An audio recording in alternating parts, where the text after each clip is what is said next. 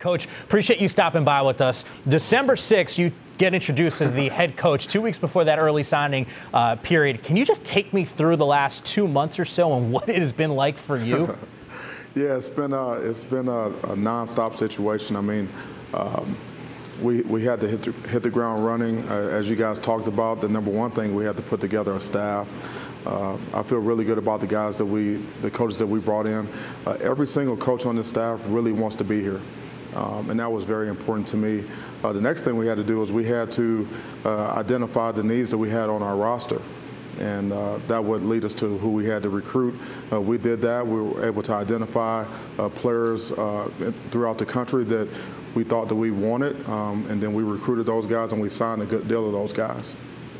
Coach, you can't help but notice how big this team is and how you guys went after the defensive front. I think you may have signed 6 or so defensive linemen. Lloyd Murray Jr. to me stood out among that group, but why such a big commitment? Is that part of the style of being that big and controlling that line of scrimmage that will be an emphasis for you?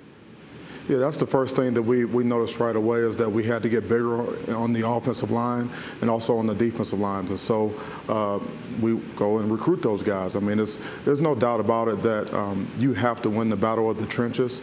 And in order to do that, you have to have big guys. You have to have guys that are physical, guys that can move people, guys that are nasty, that are tough, that are finishers. And so that's what we went about doing that. I'm really, really happy with what we were able to do on the defensive line, inside and outside, and on the offensive line. And so the number one thing we have to do is control the middle, control the trenches, and be physical. We're definitely going to do that. Coach, how about KJ Torillo? I hope I pronounced his last name correctly. Defensive back. I loved how he played. Yeah.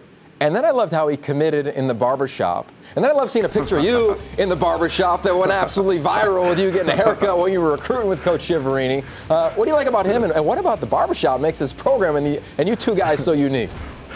Yeah, I don't know. Look at this guy. KJ he looks like a movie star first and foremost, but he is a great kid. He wants to be an attorney when he gets done playing football, and I love the way he committed there. But he's got great feet, excellent balance and body control, excellent ball skills. He has great length. We had to, Coach. You got surprised me with that deal right there. Yeah. That was about 2 days after I decided I wasn't going to try to hang on to the little bit of hair that I had, and I went all the way down to a straight 0. So Shell put me on blast there. Coach, but yeah, KJ is a great player. I love him. Well, Coach, look, as I'm sure you can see me on the screen, we just got to decide to come on home, man. You just got to bring it on home and not even worry about it. Just go ahead and do it. But it is what it is. You know, hey, I've been there, done it. I remember taking over a program, and your first 2 weeks, it's waking up at 4 or 5 o'clock in the morning and working until 11 and midnight.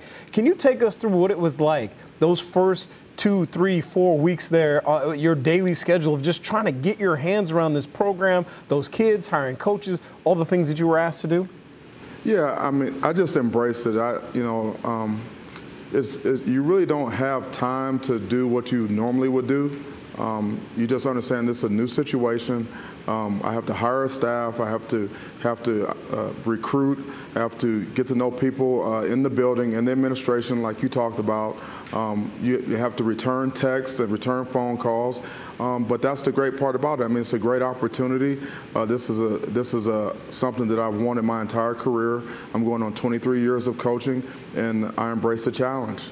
You know, one of the other challenges is the fact that, there's a lot of talent coming out of the state of Colorado, but you weren't able to necessarily lock it up in this class. What is your plan to make sure that the best talent there in the state stays at CU? Yeah, well, we're out there every day recruiting. We're texting. We're calling.